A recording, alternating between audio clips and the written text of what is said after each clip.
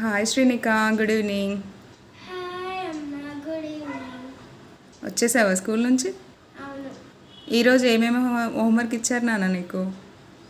ఆగమ్మ, నా డైరీలో రాశాను, చూపిస్తా. ఏది చూడు, ఏమేమి సబ్జెక్ట్స్ ఇచ్చారు? Hindi, maths, EVS. ఓహో, 3 సబ్జెక్ట్సా? అవును. మరి ఎంతసేపట్లో ఫినిష్ చేస్తావు మరి?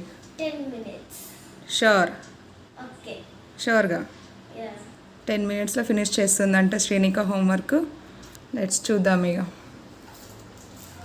ఇప్పుడు టైం ఎంత అవుతుంది?